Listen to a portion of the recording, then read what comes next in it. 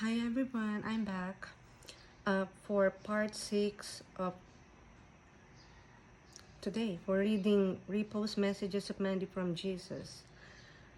I have been following her since 2023, sharing God's prophecies, and now she's been with her husband and soulmate, and our Lord uses them to show us the supernatural, to wake up His children from the enemy's lies. So, I'm going to read Mandy's testimony. It's from June 12, 2025, Part 4. God's physical calendar is 5-4 and God's spiritual calendar is 9-4. So now that you understand the wineskin process, here is more of an explanation on why the wineskin process is so important. Sometimes Jesus sets us up for situations so we can cleanse our trauma, so He can heal us from things. So He has already showed the group the supernatural. He's already showed me and G the freezing of the clock supernaturally. So I know it is true, because He froze the clock when G died for 8 seconds and went in the spirit. But his lips were blue. And Jesus told me He took him in the spirit for His will and His glory, because He had to give him personal instructions of what's to come. And you will see why later, when I discuss more in detail when I release the message on the lung process, why He had to take him in the spirit. And every single thing in the lung process was all of Jesus' glory and His will, because He was using G for the symbolism of not being able to breathe, the way Jesus felt on the cross, because G is Jesus' Son, and Son is like Father in heaven.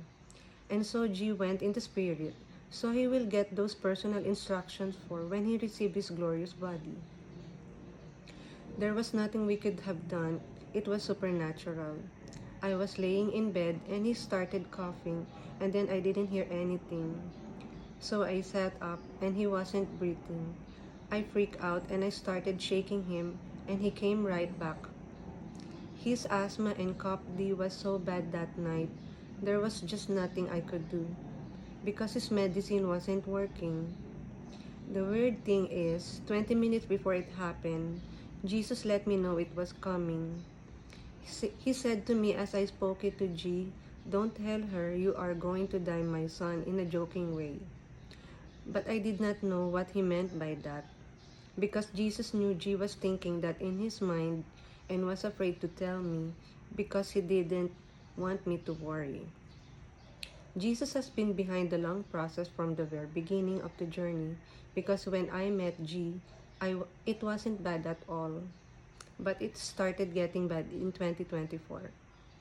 The second process got so bad he was coughing until he cracked a cartilage. Let's just say we did a lot of trips to the hospital and G was freezing in his lungs.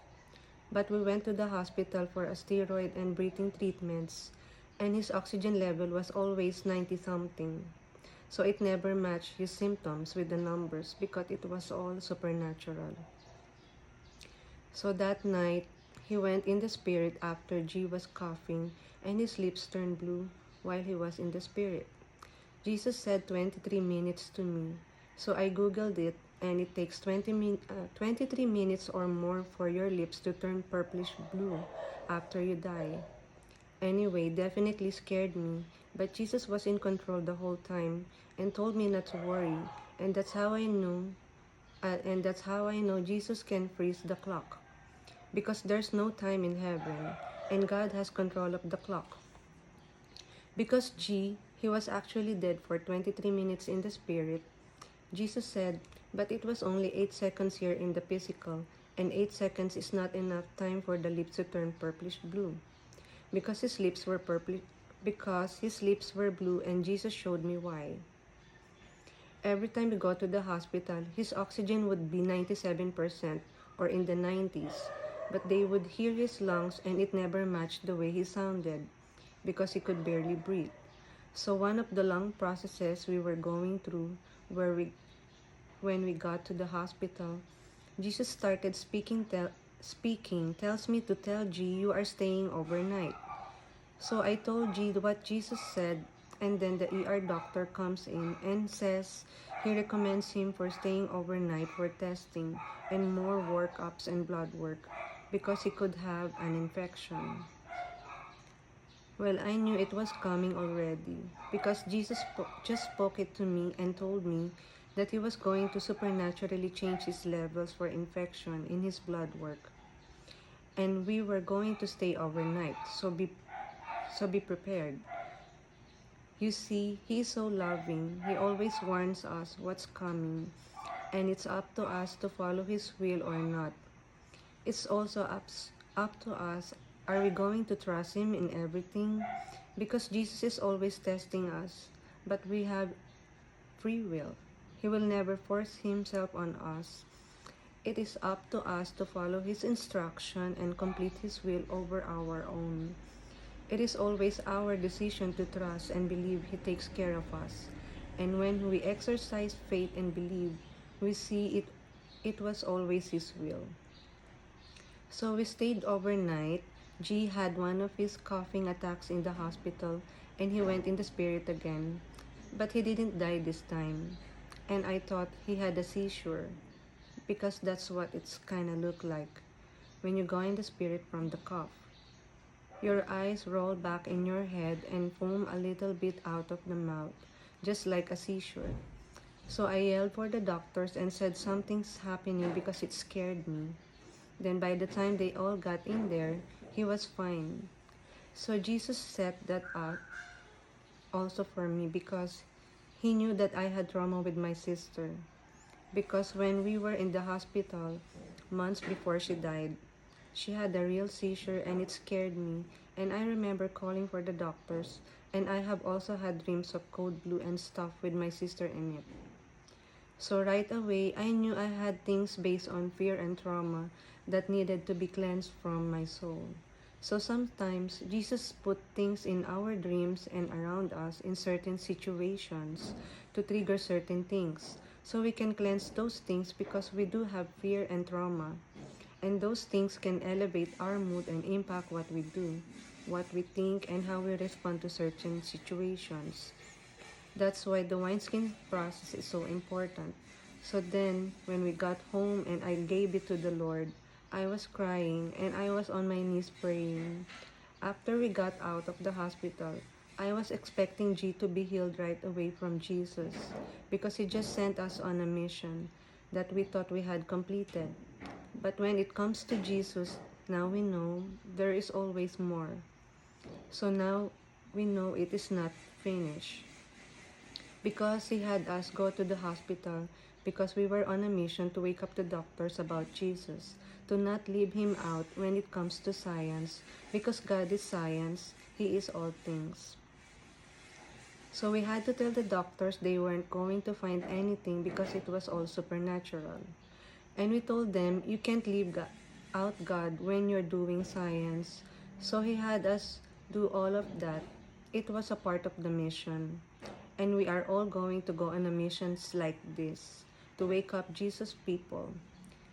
We were like the talk of the hospital because we talk about Jesus to everyone, and the poor doctors couldn't find anything wrong with G based on all of the testing and the blood work they were drawing.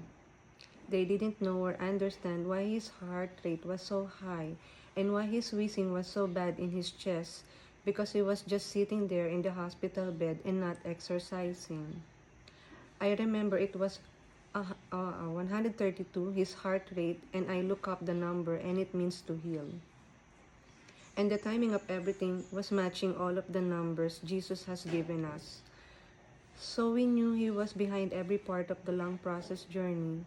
But the doctors were worried because it was abnormally high that he would have a stroke or a heart attack.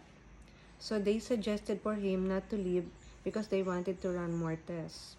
But Jesus kept saying he was doing everything, so we left on blind faith because Jesus told us to. And now we know when we return in our glorious bodies, that seed God had us plant on our mission, God would make it grow. So Jesus assured me he was behind the whole thing for his glory. But sometimes in the flesh we worry and we forget that God is in control of every aspect of our lives. So we followed Jesus' instructions and we released ourselves from the hospital because Jesus told us to. So then, when we got home, I was praying to Jesus and I was just surrendering everything and just really cleansing my heart. So that night, I was listening to the song I Surrender, and as I was praying, Jesus was having me breathe and He took over my breath supernaturally. I held it for so long, I don't even know how long I held it for. But I told Him that I would give everything to Him, even my own breath.